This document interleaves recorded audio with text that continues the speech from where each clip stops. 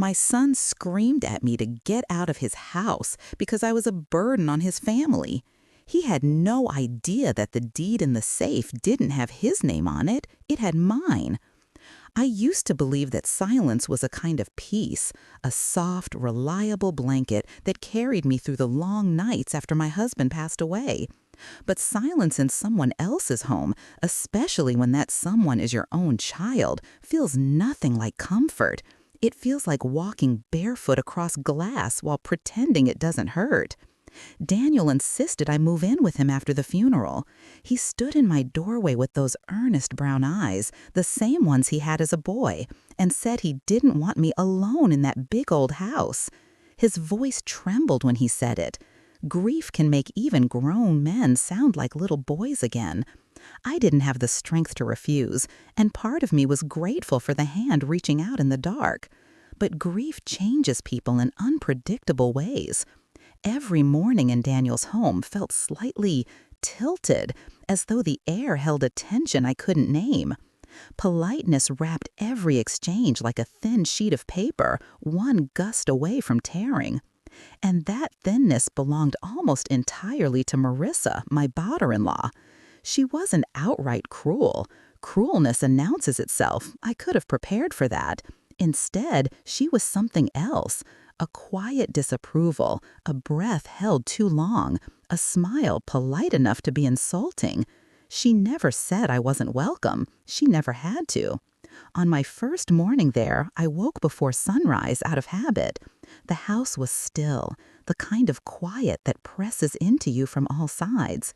I made coffee and scrambled eggs, thinking of the hundreds of breakfasts I had prepared for Daniel when he was a boy. How he used to lift the pan lid just to inhale the scent, telling me, "Mom, this smells like waking up."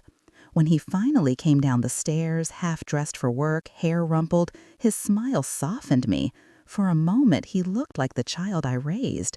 He hugged me, thanked me for the breakfast, and sat down. Marissa appeared a moment later. She paused in the doorway when she saw the table. "You cooked?" she asked, like I had done something illegal. "I hope that's all right," I answered gently. She smiled, but her eyes didn't. Of course, I just wasn't expecting it. She didn't sit, she didn't join us. She poured herself a protein shake and left the room with the same floating disdain as someone passing a cluttered shelf. I told myself I was imagining it. New environment, new roles, new stress. People needed time. But then there were the shoes. One afternoon, I placed my slippers neatly beside the living room sofa before stepping outside to water the potted herbs I'd brought from my old home. When I returned, the slippers were gone. I looked around, puzzled, until I spotted them halfway down the hallway, pushed against the baseboard as though someone nudged them aside with their foot. "Just tidying," Marissa said, appearing suddenly. "We usually keep walkways clear." She wasn't tidying, she was erasing. Softly, subtly, but unmistakably. A displaced object, a folded blanket undone because it wasn't arranged their way. My teacup rinsed and put away before I returned to the table. Small things, always small. But 1,000 small cuts can hollow a person before they realize they're bleeding. Still, I tried. I cooked dinners, offered babysitting, did laundry, ran errands, and stayed mostly in the guest room unless invited elsewhere. I wanted to earn my place, or at least avoid disturbing theirs. But no matter how careful I was, the air remained taut. Conversations shortened when I entered the room, laughter dimmed, doors closed a little quicker. And though Daniel never said anything directly, there were flickers in his expression, moments where he looked at me as though measuring inconveniences he didn't know how to voice. One evening, after dinner, I heard them whispering in the kitchen. "She doesn't mean harm," Daniel said softly. "That's not the point," Marissa replied. "She's everywhere, and she's not contributing." My heart tightened. I felt rooted to the hallway carpet, unable to move forward or back. "It's temporary," Daniel said. "She's grieving." "And we're not," Marissa's voice sharpened. "I want my home back, Dan." That sentence thumped against my ribs like a fist. I returned to my room quietly, pretending I hadn't heard anything, though the words crawled in beside me that night like unwelcome phantoms. Still, I tried to rationalize it. Stress, adjustment. Perhaps my presence disrupted some delicate balance in their marriage. I told myself it would settle with time. But the next few days brought more of those small rearrangements. Items I had placed moved to higher shelves, my laundry mixed incorrectly with theirs and then left unfolded on my bed. My favorite mug, one my husband gave me on our 20th anniversary, placed on the very top shelf where I couldn't reach it. When I asked Daniel if everything was all right, he looked surprised, then uneasy. "Of course, Mom," he said. "Why?" "Just checking in," I murmured. He kissed my forehead, but it felt hurried, distracted. I tried to swallow the unease, but it lingered. A strange emptiness began forming inside me, as though I were becoming transparent, seen only through discomfort. Then came the moment that truly cracked something inside me. It was late afternoon. I had set the table for dinner, nothing extravagant, just roast chicken, vegetables, and rolls. When Daniel came home, he seemed distracted, almost reluctant to meet my eyes. Marissa walked in moments later, took one look at the table, and let out a sigh that was sharp enough to cut. "We talked about this," she said. "About what?" I asked, confused. "I told you I'm tracking our calories this month. I told you we're not doing heavy meals, but you just do whatever you want."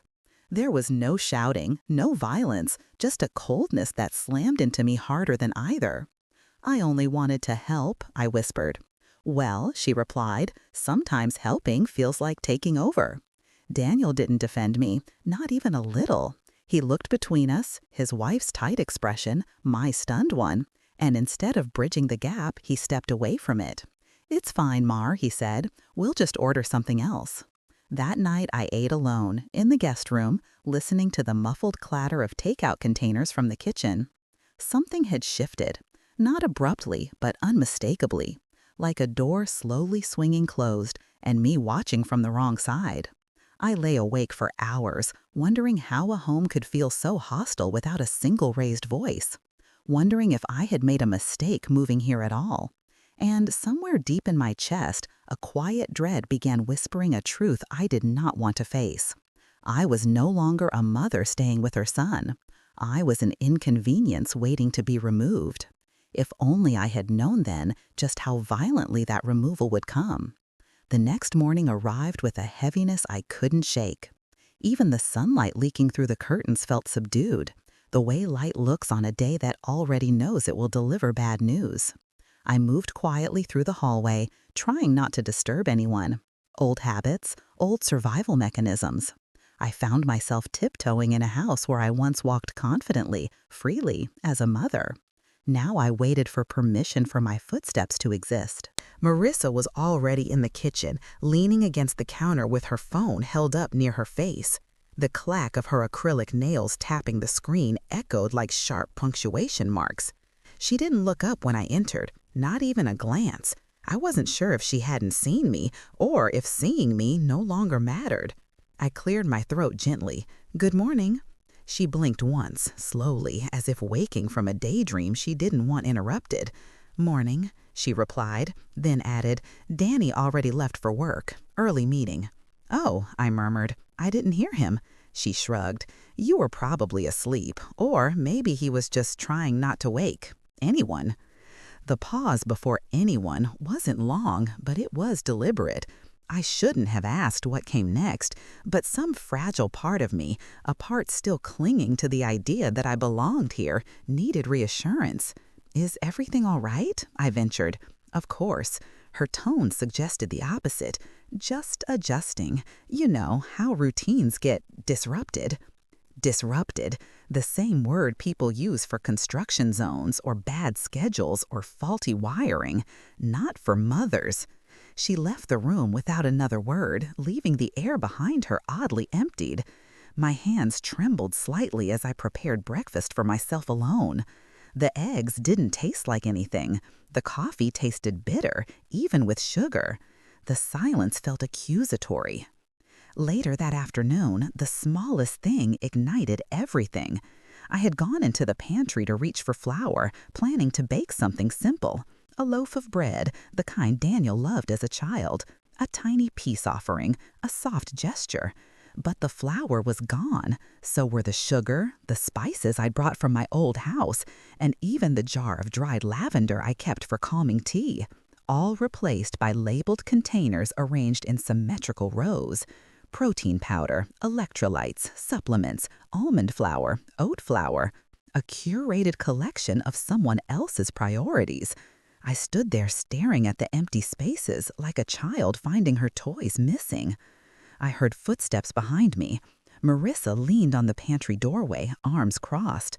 I reorganized, she said. Our kitchen system works better for us. You know, modern habits. She didn't apologize, not even a hint of it. I would have liked to know before my things were removed, I said softly. They're not removed, they're in a box in the garage. She waved a manicure hand as though it were a trivial matter. You can access them anytime. Just don't clutter the pantry again. Again, the implication landed like a slap. She said the word as though I had vandalized their home rather than placed a few jars neatly on a shelf. I opened my mouth to respond, but she was already walking away. That evening, Daniel returned home looking drained. His tie was crooked, his hair, normally neat, had a tired slump to it. I expected, hoped he might notice the tension, that he would ask, that he would care. Instead, when Marissa greeted him with a kiss and whispered something into his ear, his gaze hardened just slightly, enough for me to see it, but not enough for him to acknowledge it. I stayed silent. Dinner passed with small talk that skated around anything meaningful.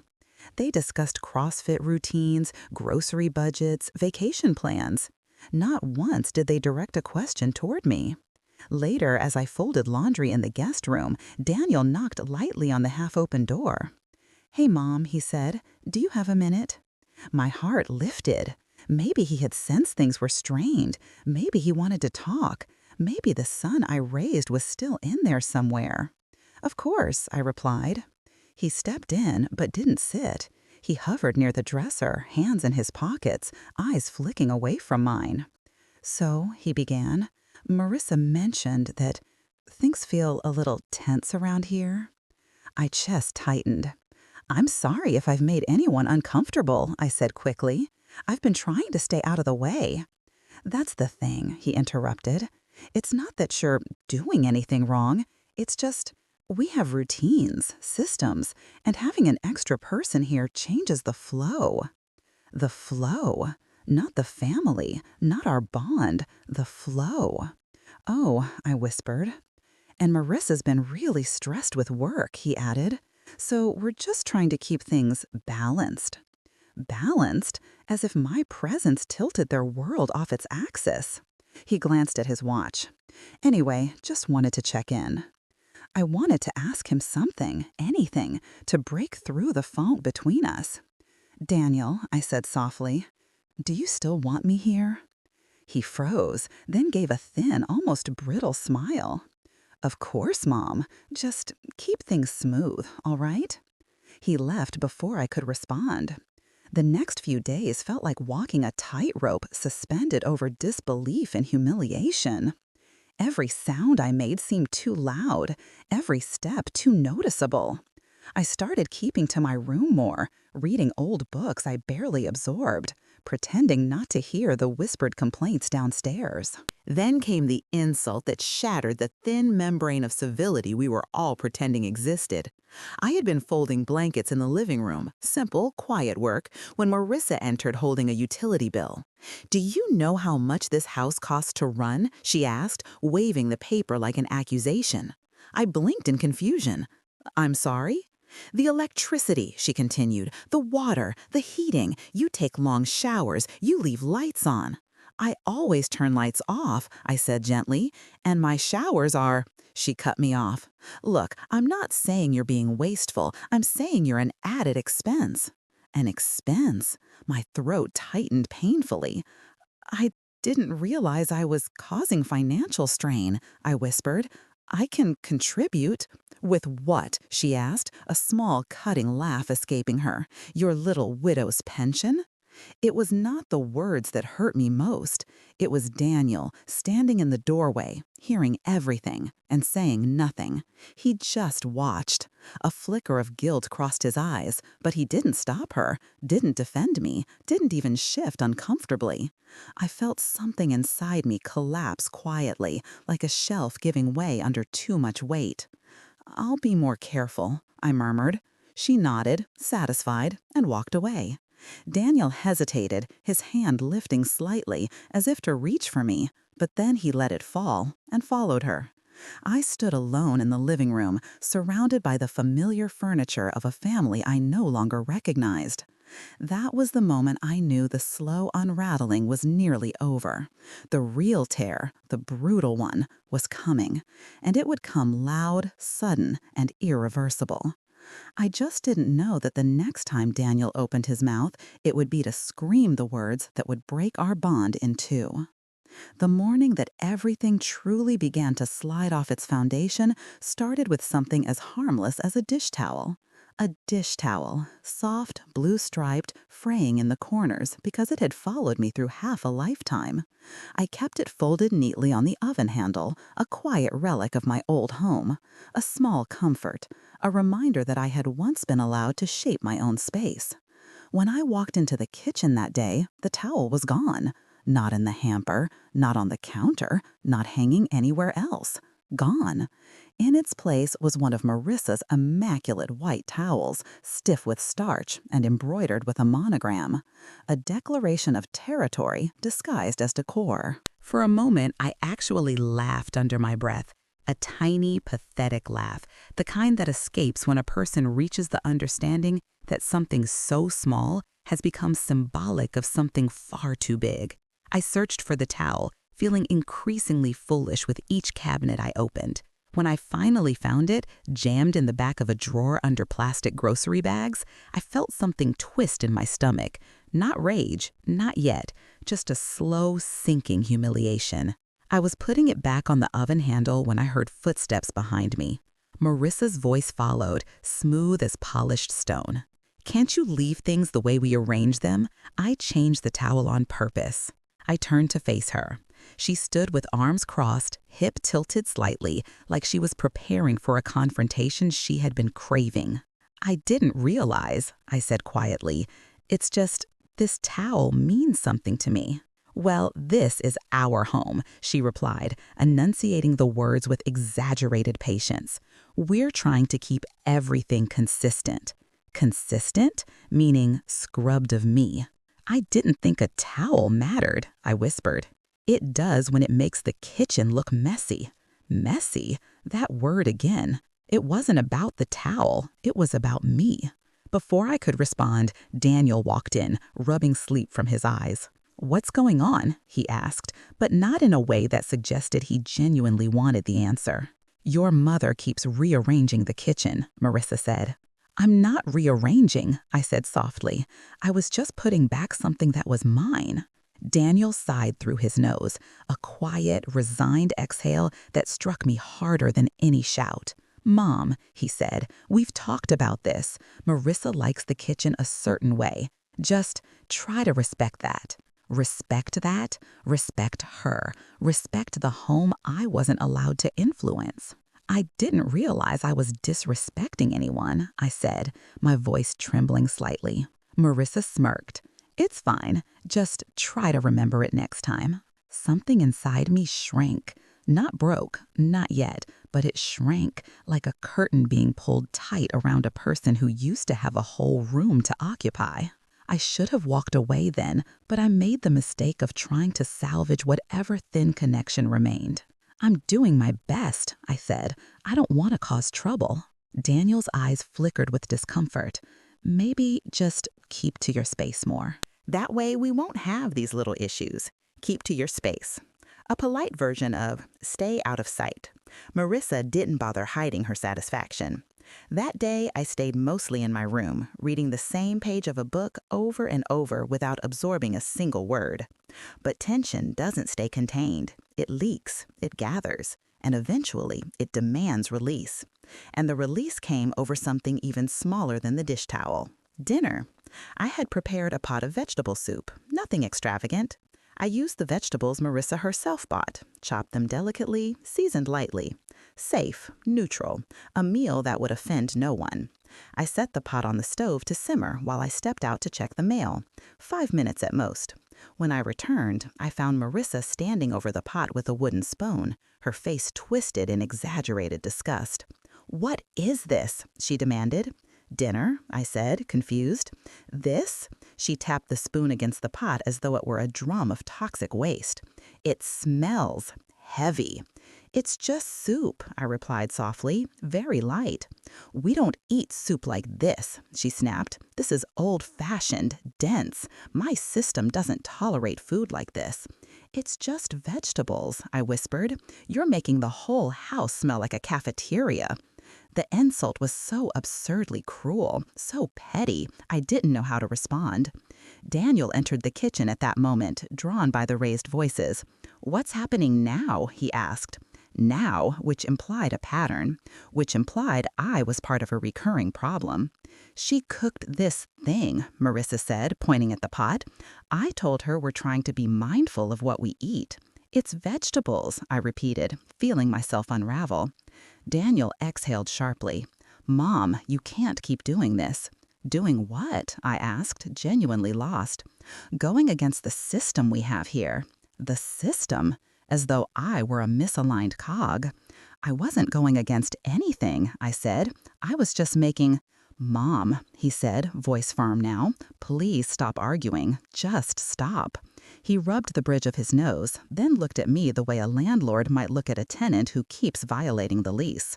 And I felt it, the tear in the bond, the shift from son to stranger. "Fine," I whispered. "I won't cook anymore." But Marissa wasn't satisfied. She wanted a victory lodged deeper. "You know what?" she said abruptly. "Let's just get dinner out. This is too much trouble." Daniel nodded. "Probably for the best." For the best. They left together hand in hand, Marissa leaning into him as though she needed comfort from the stress I had inflicted.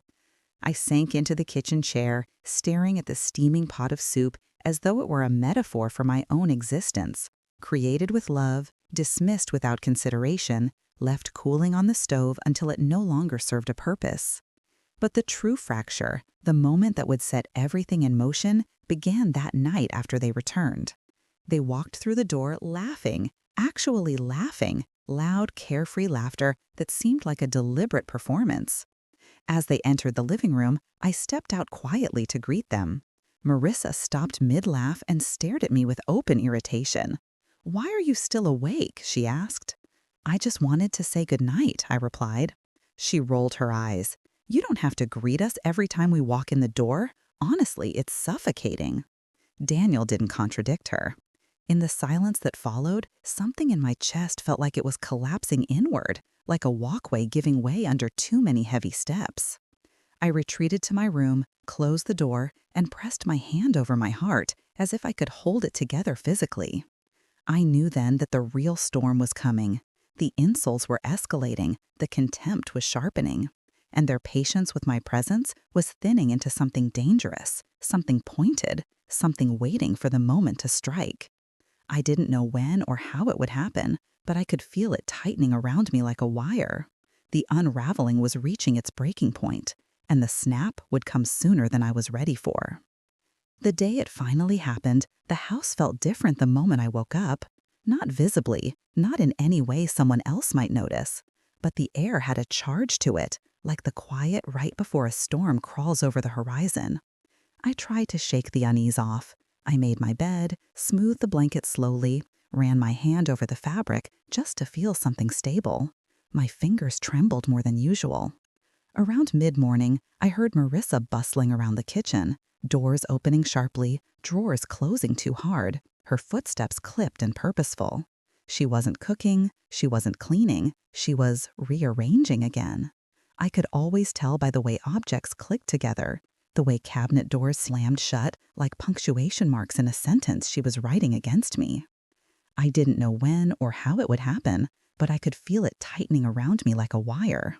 The unraveling was reaching its breaking point, and the snap would come sooner than I was ready for. The day it finally happened, the house felt different the moment I woke up. Not visibly, not in any way someone else might notice, but the air had a charge to it, like the quiet right before a storm crawls over the horizon. I tried to shake the unease off.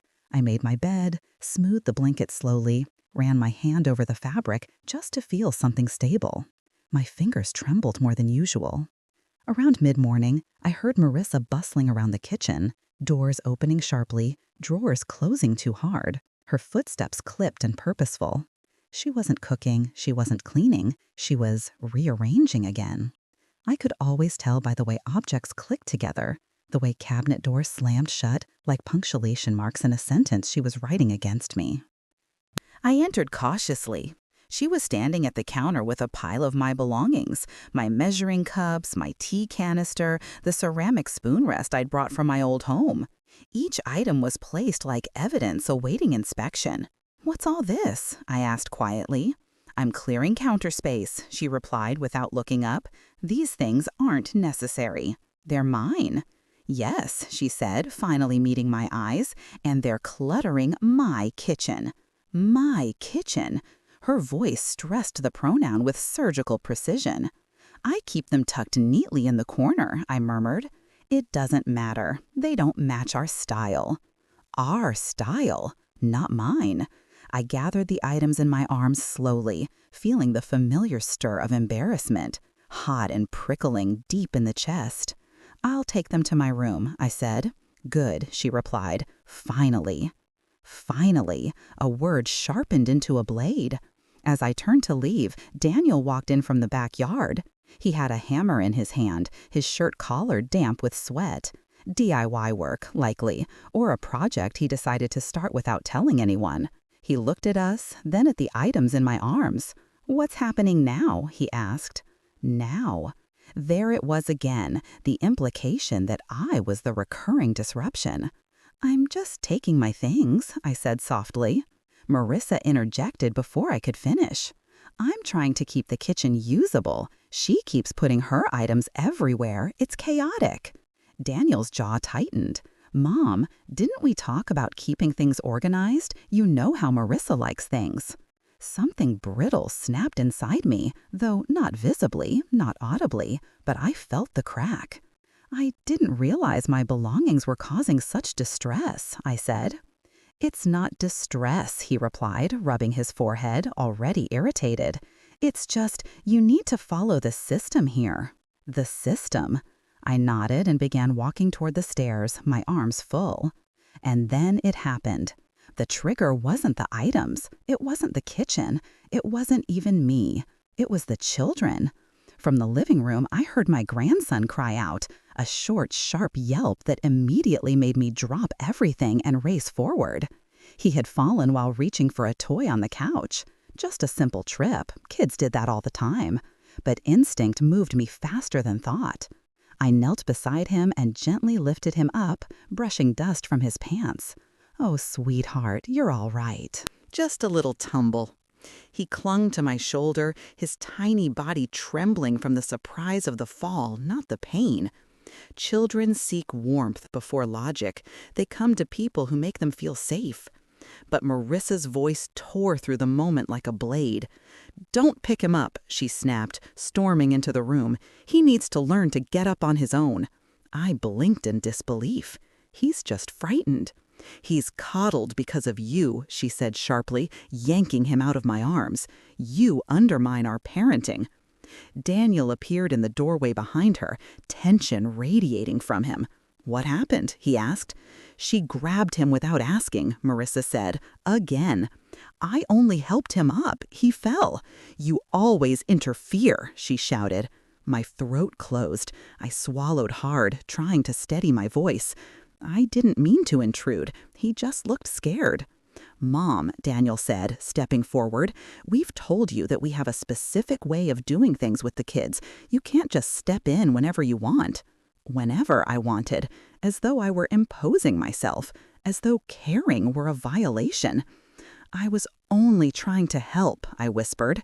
Marissa scoffed loudly. "You always say that, but honestly, you're making things worse." I didn't stop, Daniel snapped.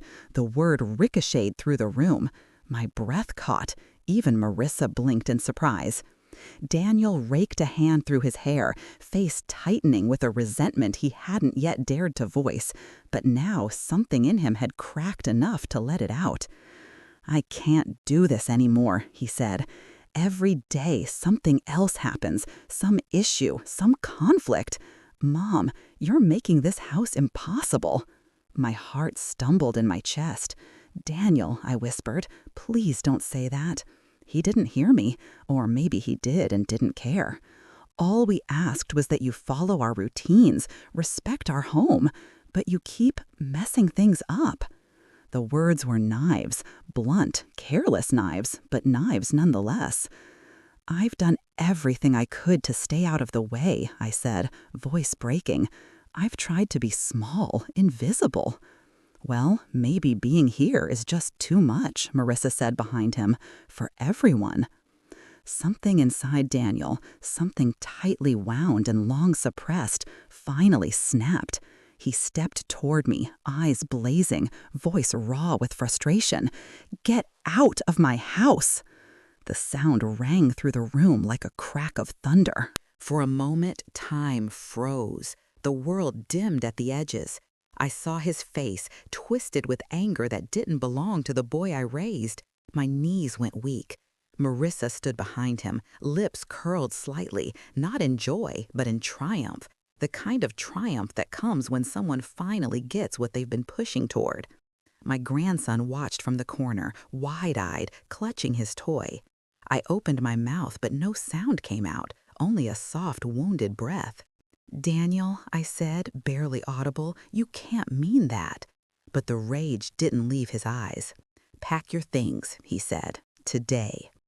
I felt myself shrink, collapsing inward as though the walls themselves had closed in. The room felt unfamiliar, sharp, cold, hostile. My son, my only child, the boy whose scraped knees I had kissed, whose nightmares I soothed, whose future I poured my life into, was throwing me out like an unwanted stray. I nodded slowly, numbness spreading through my arms and chest. "All right," I whispered. "I'll go." Without another word, I walked past them, climbed the stairs, one slow step at a time, and entered the guest room that had never truly been mine. I closed the door quietly behind me, and something inside me broke so completely that I felt the echo of it in my bones. But what I didn't know, even in that moment of devastation, was that their cruelty had just awakened something sleeping inside me, something quiet, something powerful, something that would reshape everything that came next. It's strange the way numbness can feel heavier than pain. You would think pain is sharp, piercing, immediate, but numbness is a weight, a stone in the chest, a quiet suffocation. And as I packed my belongings into 2 old suitcases, numbness pressed down on me like a blanket soaked in cold water. I folded my clothes slowly, methodically, shirts, sweaters, scarves. I moved through the motions with a kind of mechanical calm, as if I were watching myself from somewhere outside my own body. Even my hands seemed detached, folding and smoothing fabric with a gentleness I no longer felt. Every object I packed carried a memory of my husband, of my old house, of a life that had never required me to seek permission to exist. The contrast was almost surreal. How had I gone from being the backbone of a family to someone my own son demanded leave his home? A house I had once believed would always be open to me.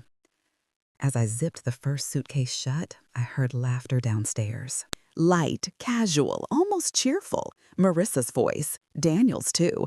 They were joking about something, as though nothing significant had happened, as though they had not just uprooted the woman who raised him. The numbness deepened.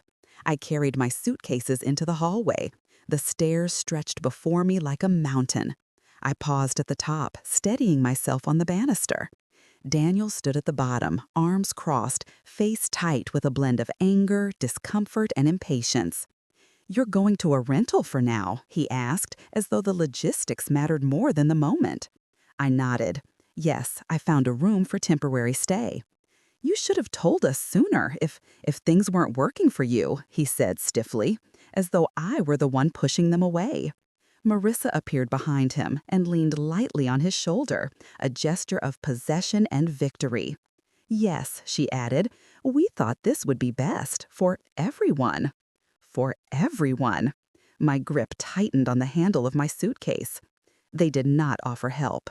Daniel simply stepped aside, giving me a narrow path to walk through.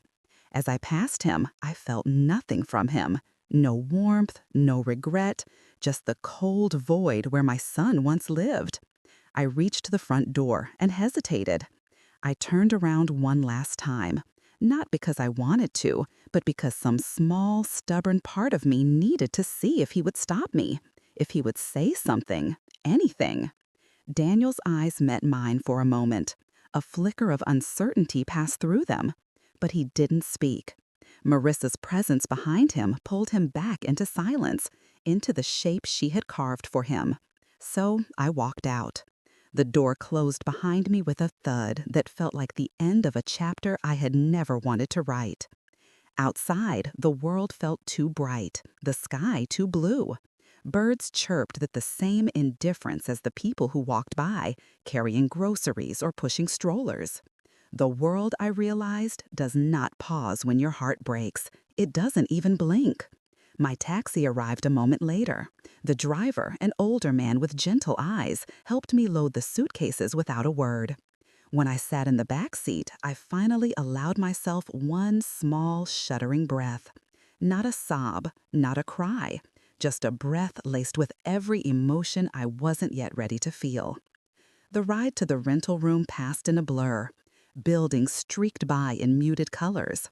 I saw my reflection in the window, a tired woman with grief tangled into her hair and disappointment carved into the lines around her eyes. When we arrived, the driver carried my bags to the small front steps and wished me well. His kindness hit me harder than Daniel's cruelty. The room I rented was tiny: a bed, a nightstand, a narrow dresser, and a window overlooking a parking lot. No warmth, no memories, no space to pretend everything was okay. I sat on the bed and let the silence settle around me. It wasn't the hostile silence of Daniel's house. It was empty, but honest.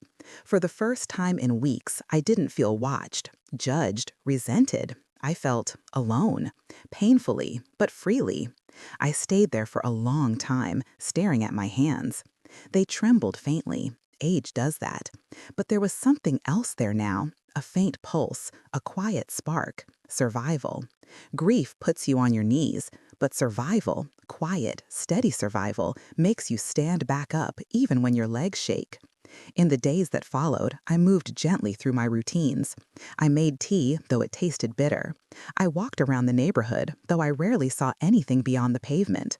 I slept in fits, waking often with the sensation of falling. I kept replaying Daniel's voice in my head, the sharpness of it, the force behind those words. Get out of my house. They echoed inside me like a scar that hadn't yet decided how deep it wanted to be. After 3 days, I received an email from my accountant reminding me of my annual review. I almost canceled. I had no energy for finances, numbers, or paperwork. But something, perhaps that small pulse of survival, pushed me to go. His office was a modest space tucked between a bakery and a dentist. I stepped inside, and the familiar smell of paper and coffee greeted me. He stood from his desk when he saw me. "It's good to see you," he said warmly. His eyebrows furrowed when he took in my weary face. "Are you all right?" I forced a small smile. "It has been a difficult time." He didn't pry. He just nodded slowly and gestured toward the chair across from him. We went over the usual things: annual interest updates, minor changes in account values, upcoming deadlines. His voice was gentle, steady, the way numbers can be comforting because they make no emotional demands. But then he paused. "There's something we need to revisit," he said, adjusting his glasses. "Your estate documents. Some of your assets haven't been legally updated since your husband passed." I blinked slowly. "I thought most of that was handled." Not entirely, he replied. Your husband left more in your name than you realize. More. A strange word, vague and heavy. He opened a thick folder, pages of ledgers, property valuations, signed agreements, many of which I recognized, but some I didn't. As he walked me through them, I felt a slow shift inside me. Not shock, not excitement, something quieter, something growing. I owned more than I ever thought. Accounts I had forgotten existed, land my husband had purchased decades ago, stock shares in a company he quietly invested in, and the house Daniel lived in, legally, unequivocally, belonged to me. My breath stilled in my chest. My accountant noticed my reaction. You didn't know? I shook my head slowly. No, I didn't. There's a notary who needs to finalize some of these updates with you, he continued, especially regarding the house. Are you comfortable meeting with him this week? I swallowed. The bitterness in my throat eased just a little. Yes, I whispered. I think I should. Not for revenge, not yet, but because for the first time since Daniel's words tore me apart, I felt something awaken inside me. A quiet, steady strength, a sense of truth, and a realization that would shape everything that came next. They had thrown me out of a house that wasn't theirs to begin with. The meeting with the notary would change everything, and Daniel, he wouldn't be ready for the question the notary would ask. The notary's office sat in a quiet building on the corner of a street I had walked past 100 times but never entered. Its windows were tall and square, the glass slightly tinted, giving it a mysterious stillness, as though whatever happened inside remained sealed from the chaos of ordinary life. I paused outside the door longer than necessary. A small brass plaque beside it read simply, Notary Public, Appointments Only. My name was on the schedule for 11:15 a.m. I wasn't sure if I felt ready, but ready or not, the moment had arrived. Inside, the air smelled faintly of polished wood and old paper. The waiting area was almost too tidy, with neatly stacked magazines and a potted plant positioned exactly at the center of a small table. A receptionist greeted me warmly and led me down a quiet hallway. Mr. Harrington will be with you shortly, she said before slipping away. I sat in the soft leather chair near the window, my hands folded neatly on my lap. Outside, the clouds moved slowly, brushing past the sun in lazy patterns. The world seemed unhurried in its spinning, unaware that my life had pivoted sharply in the last few weeks. When the notary entered the room, he carried an air of calm authority, an older man, tall, with silver hair combed neatly back. His presence reminded me of my husband, calm, composed, methodical. Mrs. Sterling, he greeted gently, shaking my hand. Please, let's go over some important matters. His voice was measured but kind. I immediately felt I could trust him. He sat across from me, opening a thick folder stamped with my husband's estate number. As he lifted the first page, he adjusted his glasses. First, he said, I want to express my condolences. Your husband left a meticulous and thoughtful estate plan. I bowed my head, the ache still hovering inside me. He was always careful about those things. Yes, the notary agreed, very careful, which is why some of what I'm about to explain may come as a surprise. He slid the first document toward me. It was the original deed to the house Daniel lived in, the home where I had been unwelcome, where I had been made to feel like a burden. My name was written across the top in bold, unwavering letters.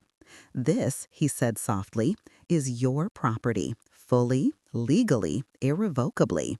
I stared at the page. The reality felt too large to process all at once.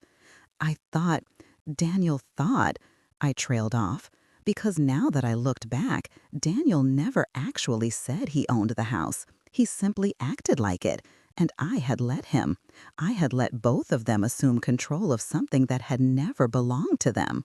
You were the sole designated owner, the notary continued. Your husband never transferred anyone else. A slow exhale left my lungs, like pressure being released after years of buildup. Your husband also left instructions, he continued, pulling out another document, to ensure you would always have autonomy over your finances. He set up several accounts in your name only. This was the part the accountant had already begun to explain, but now I was hearing the full scope of it. 6 savings accounts, 3 investment portfolios, a piece of land inherited from his uncle long ago, now valued far higher than he had ever expected, and a small but significant share in a manufacturing company.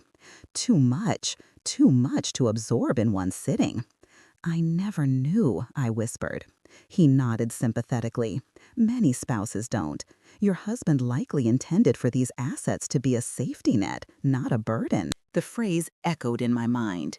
And yet, there I had been, sleeping in a cramped rental room, folding myself into corners to make myself small enough to tolerate.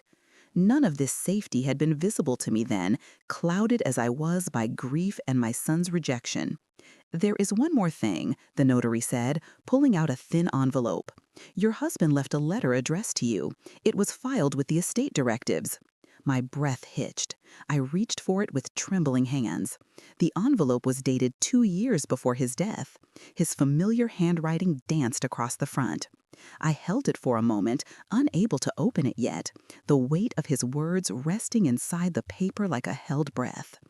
"I suggest reading it when you're alone," the notary said gently. I nodded. "Now," he continued, "we must discuss one more pressing matter, the legal standing of your son regarding the house." My heart tightened.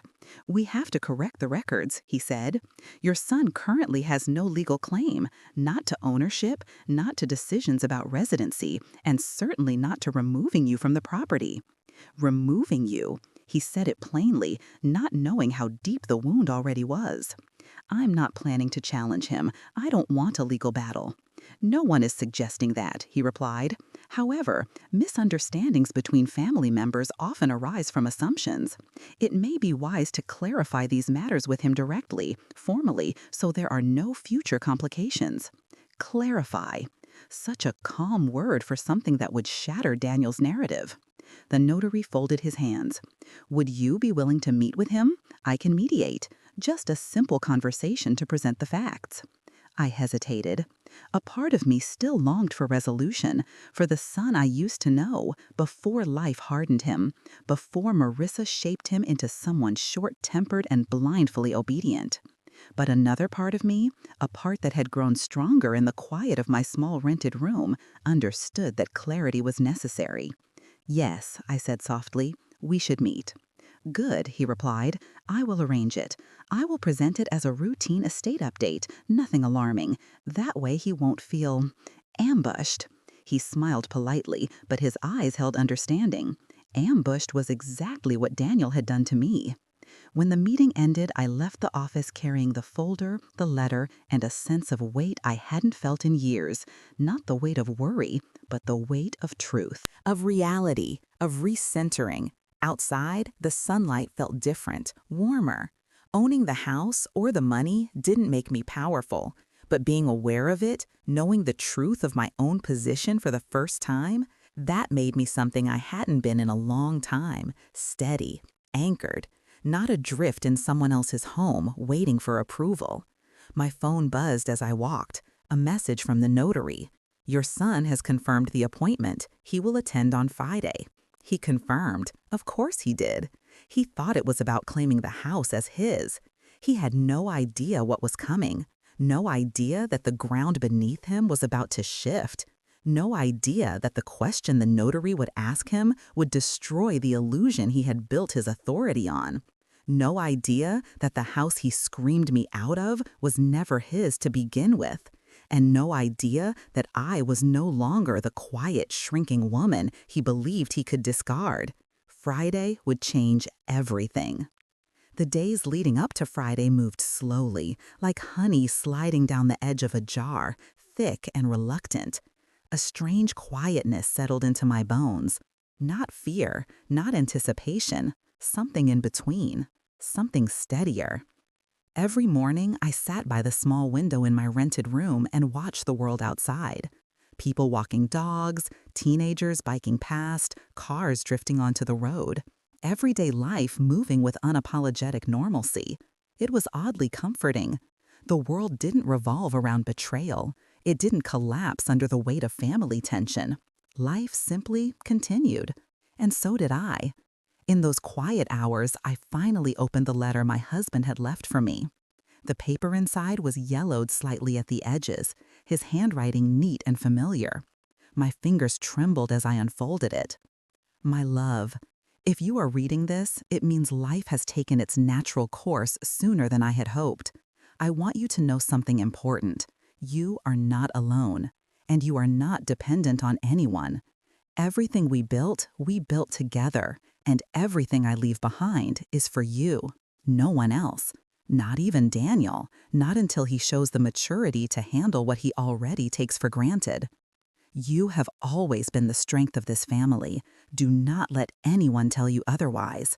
Your home, your assets, your life, all remain yours for as long as you choose. Protect yourself, even from those you love most. People change under pressure. I trust you to know when to stand firm. With all my love, always, Samuel. I read it twice. Then I pressed it gently against my chest, letting the warmth of his words seep into me like sunlight filtering through old curtains. Samuel had known, maybe not exactly how things would unfold, but he knew enough to warn me, to protect me. Throughout that week, I found myself walking differently, straighter, steadier. For the first time in a long time, I felt like I had a spine again. Not a brittle one shaped by guilt or fear, but one forged from clarity. I didn't want revenge, but I wanted truth, and truth, I was beginning to understand, had its own quiet form of justice. By Thursday evening, the notary confirmed everything. Daniel would attend. Marissa insisted on joining him. The meeting was set for 10 a.m. sharp. I slept lightly that night, not restless, just aware. Awake in the way a person becomes when they're standing on the threshold of something life-changing. Friday morning arrived crisp and silent. I dressed simply, a soft cardigan, slacks, and the necklace Samuel gave me on our 30th anniversary. I wanted to carry a piece of him with me, a reminder of who I had been before grief hollowed me out. When I arrived at the notary's office, he greeted me warmly. "They confirmed they're on the way," he said. "Would you like something to drink while we wait?" "No, thank you," I said softly. He studied my face for a moment. "Are you prepared for what might happen?" I took a slow breath. "I think so." He nodded. "You may be surprised by how people react when they realize the truth. But remember, you are in the right, legally and morally." I wasn't sure if morally applied to family matters. Morality in a family wasn't a law, but a hope, a wish, a desire that love would guide behavior more than ego or fear. But I appreciated his reassurance. At 9:58, the front door opened. Daniel entered first. He was dressed neatly, as if this were an important business meeting. His expression was firm, almost rehearsed. He carried a folder tucked under his arm, a sign he expected to sign something today, something important.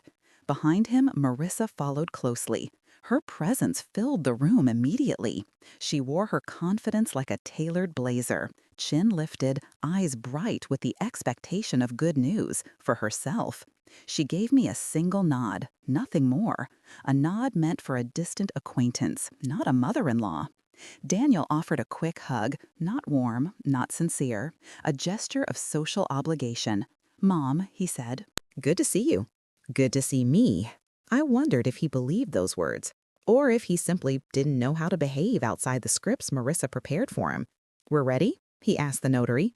Mr. Harrington nodded and led us into the meeting room. It was a long, rectangular space with a large table at the center. Light streamed in through tall windows. Folders were stacked neatly at the far end. Daniel and Marissa took seats beside each other. I sat across from them. For a moment, no one spoke. The room settled into a poised stillness, like air holding its breath. Then the notary began. "Thank you for coming," he said. "We're here today to clarify the structure of Mrs. Sterling's estate and to ensure all parties understand the legal positions surrounding her assets." Daniel nodded impatiently. "Yes, of course. We want everything to be smooth and simple." Marissa smiled in agreement. "We thought it was time to formalize things," she added. Formalize things, as if they were about to inherit something. "We're hoping," Daniel continued, "to ensure the house is officially secured for us. We've put so much work into it." He said it confidently, easily, unquestioningly. He believed it was his.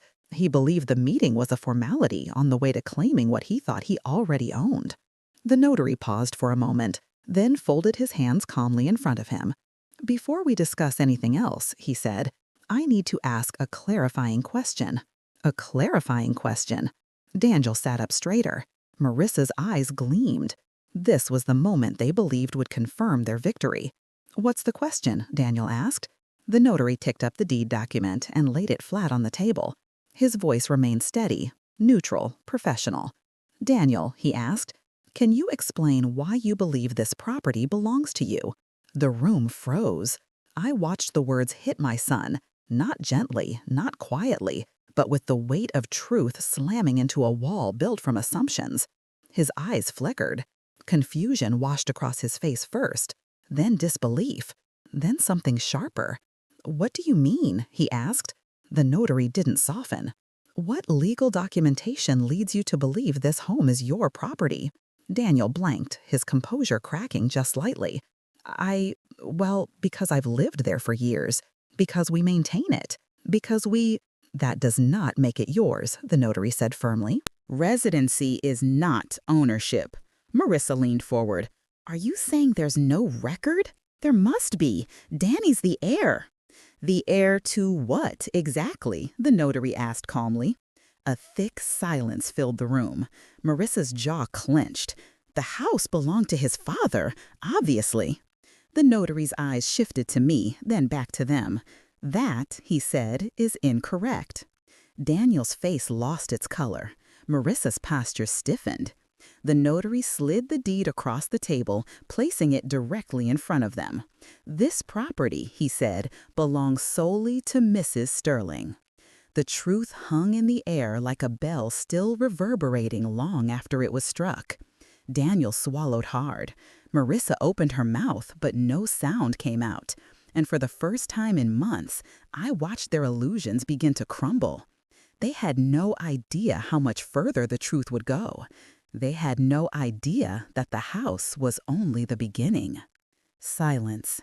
Not the peaceful kind, not the gentle quiet of early morning or the hush of a soft snowfall.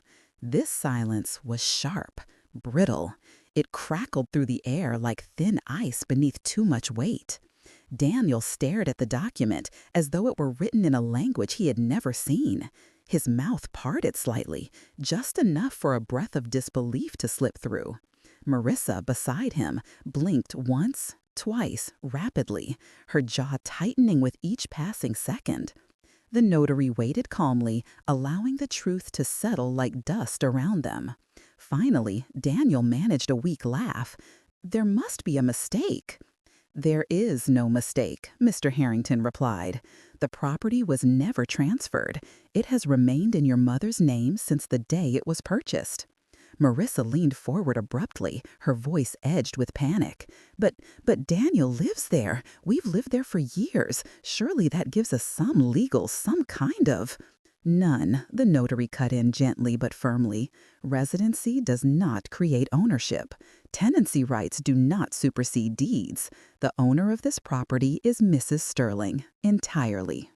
Marissa's eyes flickered to me, sharp, accusatory, almost feral, as though I had orchestrated this revelation to attack her personally, as though the truth was a weapon rather than a mirror. Daniel swallowed hard. "Why didn't you ever tell me?" he asked, turning toward me, voice trembling with a mixture of confusion, betrayal, and something else I recognized instantly: fear. Fear of losing the home, fear of losing control, fear of realizing the foundation of his authority had always been imaginary. "I didn't think it mattered," I said softly. "Your father and I never felt the need to explain ownership. It was just a home for our family." "But you should have," he hissed, anger bubbling up now that shock had loosened its grip. "You should have told me. You can't just spring something like this on us." The notary raised a hand. "Mrs. Sterling has done nothing wrong. She is simply learning the details herself. Your father's estate was structured intentionally." Marissa's nostrils flared. "Intentionally to leave us with nothing?" The notary blinked slowly, unfazed. intentionally to protect his wife. A pin could have dropped. A heartbeat could have echoed. The stillness was suffocating. Marissa's voice rose, shrill with disbelief. "So what are you saying? That we have no claim at all?" "Yes," the notary replied. "Legally, you have no claim to the property or any other asset in question unless Mrs. Sterling chooses to grant you one." Marissa recoiled as though struck. Daniel's expression folded inward, shame, shock, resentment, and something darker twisting through his eyes. But, he started. Mr. Harrington lifted another document. "Before we continue, you should be aware that additional assets exist, significant ones, all in your mother's name." Daniel's head snapped up. "What?" his voice cracked. Marissa leaned forward, hungry for information. "What assets?" "That is not for you to know," the notary said calmly, "unless Mrs. Sterling chooses to disclose it." Marissa's face contorted. She turned to me, her voice low, venomous. "You've been hiding money?" "No," I said quietly, feeling Samuel's letter heavy in my purse. "I didn't know the details myself until recently." Daniel shook his head in disbelief. "Mom, we could have used help. We've been struggling with bills, the mortgage, expenses."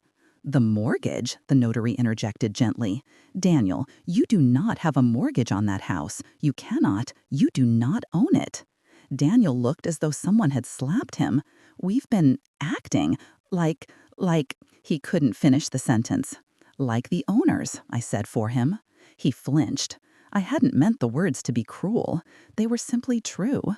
But truth, when it strips away illusions, often feels harsher than any lie. Marissa suddenly stood, palms pressed onto the table. "So what does this mean? What are we doing here?" The notary folded his hands neatly, unshaken by her agitation. "This meeting," he said, "is to clarify the legal position and ensure no further misunderstandings arise. Mrs. Sterling now has decisions to make regarding her estate. Before she revises her will or reallocates any assets, I advised she meet with you." Marissa scoffed. "Her will? Are you implying she's cutting us out?"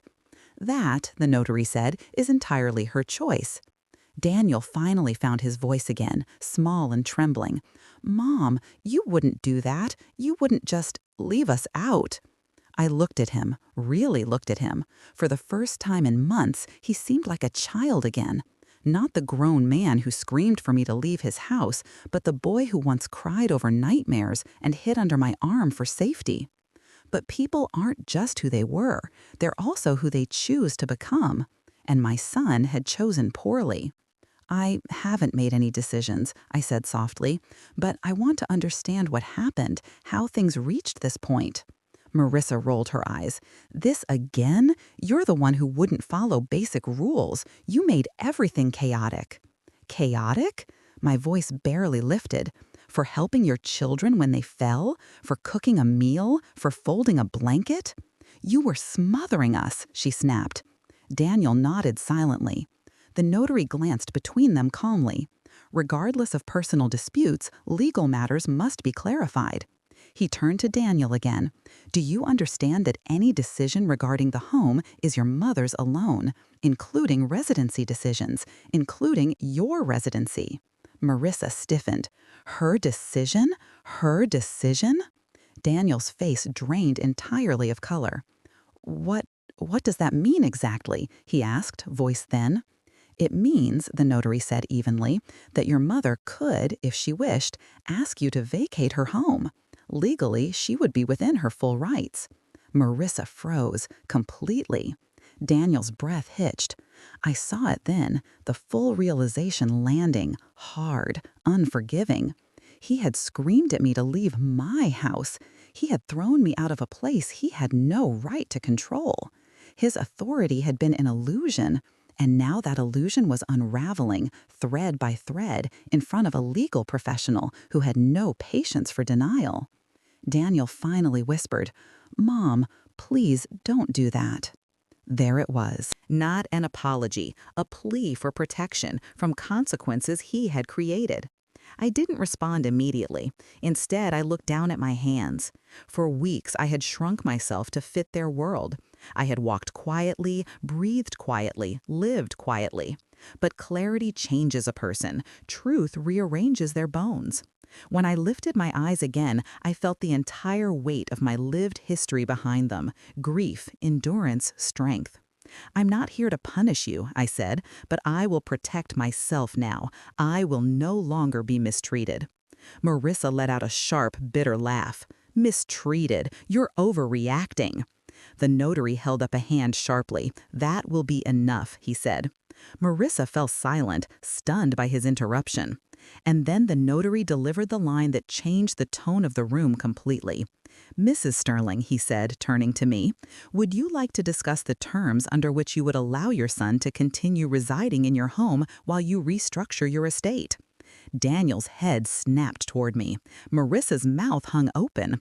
I felt no triumph, no gloating, no vindictive pleasure, just steadiness. For the first time in a long time, I was not the powerless one in the room. And Daniel, finally, understood that everything he thought he controlled rested entirely in my hands. The power shift was complete. But the decision that waited ahead would be the hardest one I had ever made. Daniel's chair scraped softly against the polished floor as he shifted, the movement small but trembling. His posture, once rigid with confidence, had begun to fold inward, as though the truth had stolen inches from his height. Marissa, however, was still sitting upright, shoulders pulled back so tightly it looked painful. She clung to her composure like a cliffside branch, refusing to believe gravity was winning. The notary waited patiently, his calm presence a stark contrast to the storm brewing across the table. "Mrs. Sterling," he repeated gently, "would you like to discuss the terms under which your son may continue residing in your home?" My home? The air inside the room seemed to shift around those words, settling into a new shape, one that held the weight of recognition. The notary wasn't asking Daniel for permission. He wasn't consulting him as an equal party. He was treating him the way the law saw him, as someone with no claim, no authority, no right. Daniel swallowed, his Adam's apple jerking visibly. "Mom, please, don't talk like that." "Like what?" I asked softly. Like I'm some kind of tenant." The notary interjected professionally. "Legally, that is precisely what you are." Daniel flinched. Marissa shot the notary a glare sharp enough to cut steel. "This is absurd. We're family. You can't reduce everything to legal terms." "That is exactly what legal professionals do," he replied, unbothered. Silence filled the room again, heavy, reluctant, and pregnant with consequences. I folded my hands on the table. They weren't trembling this time. For the first time in months, my body felt fully my own again. "I have no desire to humiliate you," I said quietly, "or to take pleasure in any of this." Daniel's lip quivered. "But you want to evict me?" The raw fear in his voice tugged at something deep inside me, maternal instinct perhaps, or the lingering memory of who he once was. The boy he used to be peeked through the cracks of the man sitting before me. "No," I said, "I don't want to evict you." A long, shaky breath escaped him. Relief washed across his face, so visible it almost hurt to see. "But," I continued gently, "I will not allow myself to be mistreated again. Not in my home, not anywhere." His shoulders slumped. "Oh, please, we didn't mistreat you. You're being dramatic." The notary spoke before I could respond. "Mrs. Sterling was removed from her property without justification. That is, by definition, mistreatment. Potentially grounds for legal action." Daniel's face blanched. "Legal action?" I didn't speak. I simply let the silence settle. The notary, professional as ever, added, "Had she chosen to pursue it, she could have sought damages for wrongful eviction and emotional distress." Daniel's eyes darted to me in horror. "Mom, you wouldn't?" "I'm not pursuing anything," I said, "but that doesn't erase what happened." Marissa crossed her arms. "This is ridiculous. We tried our best. She made everything difficult." I inhaled slowly, calmly. "You accused me of being a financial burden," I reminded her. "You criticized everything I did. You rearranged my belongings. You undermined me in my own kitchen. And when your child fell, you blamed me for comforting him." Marissa rolled her eyes dramatically. "You're twisting things." The notary placed a hand flat on the table, not loudly, but firmly. "Mrs. Sterling, do not feel compelled to justify anything. The law is unambiguous here." Daniel rubbed his face with both hands, defeated. "Mom, what do you want from me?" The question lingered in the air. What did I want? An apology, accountability, recognition, peace, or perhaps something simpler, respect? "I want you to understand," I said softly, "that you hurt me more deeply than you realize." His eyes glossed with moisture he refused to let fall. "I know," he whispered. I was stressed, and Marissa was upset, and I felt caught in the middle, and—" "You screamed at me to get out," I said. Not harshly, but truthfully. "You didn't ask me. You screamed at me." His voice cracked. "I didn't mean it like—" "You meant it enough to say it," I replied. That was the thing about words. They can't be unsaid. They stain the moment they're spoken. The notary cleared his throat. "We must establish boundaries going forward. Mrs. Sterling will determine whether or not you may continue living in her home and under what terms." Daniel straightened a little, desperation leaking into his voice. "Please, don't throw us out. I'll do anything. I'll fix this." Marissa stiffened. "What do you mean, anything? Don't grovel, Daniel." He turned to her, and something snapped in his expression, something raw and fed up and weary. "Marissa," he said, voice rising with a tremor, "do you understand what's happening here? We don't have any right to the house, none. We can't afford to move out. We can barely cover our current bills." Her face hardened into stone. "Then tell her to just give you the house. She's your mother." Daniel went pale.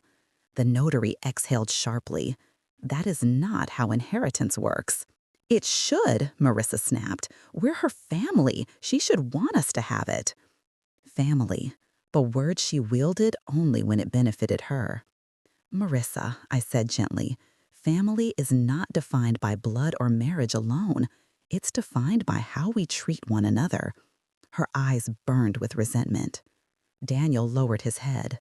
"Mom, I'm sorry. I am. I shouldn't have yelled at you. I shouldn't have let things get so bad. I should have stood up for you. Please, please forgive me." The apology trembled with sincerity. Not perfect, not complete, but a beginning. But apologies, if genuine, require more than words. They require change. The notary handed me a pen. "Mrs. Sterling, shall we review the conditions under which Daniel may continue residing at your home?" Marissa inhaled sharply. "Conditions?" Daniel closed his eyes. I looked at the pen, then at my son. "Before we discuss anything," I said quietly, "there is something I need to know." Daniel lifted his head, eyes red. "Anything," he whispered. I held his gaze, steady and unblinking. "Do you want me in your life?" I asked. "Or do you only want my house?" The question hung in the air like a blade suspended by a thread. Marissa's lips parted in outrage. Daniel went still, so still he barely seemed to breathe. Seconds passed, long, heavy, unflinching seconds, and when he finally answered, his voice broke. "Mom, I want you." Tears burned the corners of my eyes, but I didn't let them fall. Because wanting was not enough, not anymore. There would be terms, and consequences, and clarity. The power was no longer in Daniel's hands, it was in mine. But the hardest decision still waited ahead. Whether the son who had wounded me so deeply deserved a place in the future I was now rebuilding. The notary turned to me, pen still offered. "Mrs. Sterling," he said softly, "what would you like to do?" And for the first time, I felt prepared to answer. The pen felt heavier than it should have, denser somehow, as though the weight of every year I had lived rested inside its barrel. It lay across my palm like a question waiting to be answered.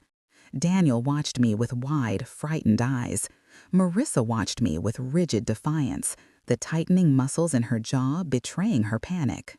And the notary sat still and patient, giving me space to decide the direction of the rest of my life. For a long moment, I didn't speak.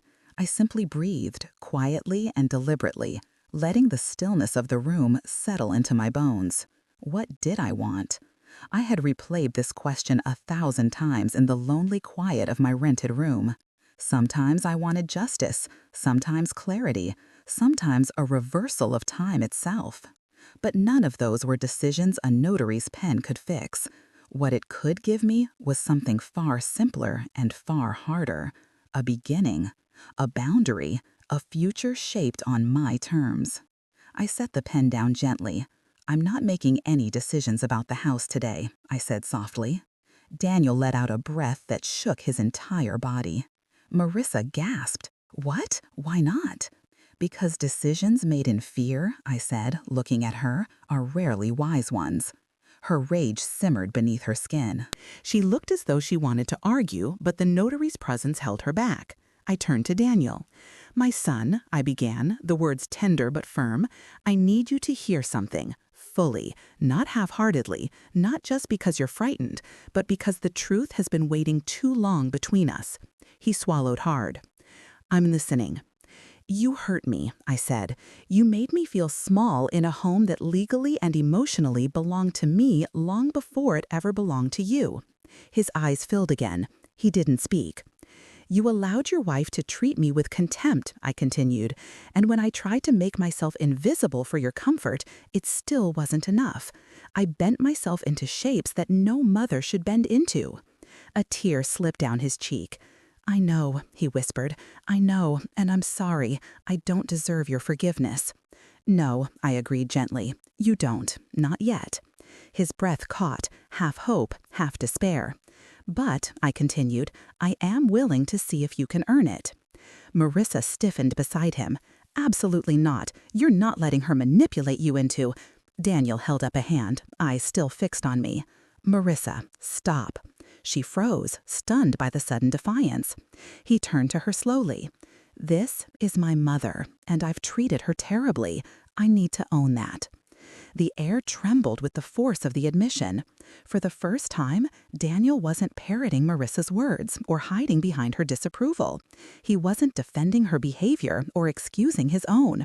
He was looking directly at the truth. It startled her. It startled me. The notary leaned forward slightly.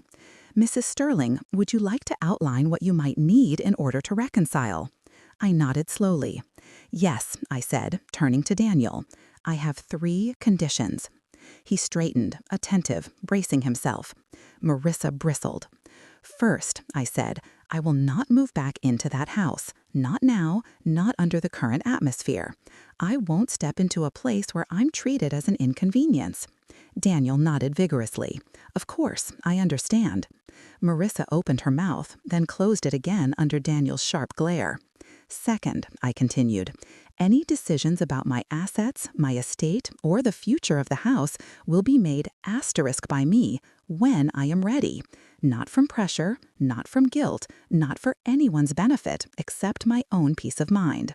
Marissa scoffed. "So, we're just supposed to wait around while you—" "Marissa," I said, meeting her eyes steadily, "you will not speak to me that way again. Not ever." She froze. Something cold and furious tightened around her expression, but she said nothing. "Third," I said softly, "before anything between us can move forward, I need honesty. Not rehearsed apologies, not panicked promises, honest reflection." Daniel swallowed. "What do you want me to do?" "You need to think," I said gently, "truly think about the way you treated me, about the moment you screamed at me to leave a home you had no right to claim, about the ways you allowed disrespect to be disguised as order." He lowered his head. Tears fell freely now, quiet, unhidden. I will think about it every day, he whispered. I'll do whatever it takes to be better. Marissa shook her head violently. This is insane. She manipulated you into... Manipulated him? I repeated softly. Marissa, the only manipulation Daniel has lived with lately didn't come from me. She stiffened. Daniel's eyes flicked toward her, a flicker of realization, sharp and painful. The notary cleared his throat. If there are no objections, he said, we can begin drafting documentation stating that Mrs. Sterling is maintaining sole ownership and delaying any estate restructuring until further notice. Delay? Marissa demanded. How long is further notice supposed to be? As long as I choose, I replied. Daniel wiped his face with his sleeve. Mom, will you give me a chance to prove I can be better? I looked at him, really looked at him, and saw the boy he had been, the man he had become, and the crossroads he now stood at. I will give you the chance, I said softly, but I will not give you the house. Not now, maybe not ever. That is not punishment. It is simply caution. He nodded, defeated but grateful. I accept that. Marissa glared at him, her face twisting. You're just going to accept being cast aside like children begging for scraps? Daniel turned to her, and when he spoke, his voice was steady. No, Marissa, he said, I'm accepting responsibility, something you should try. Her eyes flew wide in shock, as though she had been slapped. For once, she was truly speechless. The notary began organizing papers. The tension in the room softened, still thick, still complicated, but no longer suffocating. As we stood to leave, Daniel approached me slowly. Mom, he whispered, I know it will take time, but I'll earn back your trust. I will. I nodded lightly. I hope so. Marissa stormed past us toward the hallway, her heels clicking like snapping bones. Daniel followed her reluctantly. Halfway through the doorway, he looked back at me, not as a son assuming entitlement, but as a man humbled by truth. I lifted my purse onto my shoulder and stepped into the sunlight outside the building. The air felt crisp, clean, like a beginning wrapped in a breeze. I didn't know what the future held. I didn't know whether Daniel and I would fully heal. Some wounds mend slowly, and some never mend at all. But I knew one thing. I was no longer the woman shrinking in the corners of a house she owned. I was no longer afraid of losing a home that was rightfully mine. And I was no longer blindly trusting a son who had forgotten the weight of his mother's love.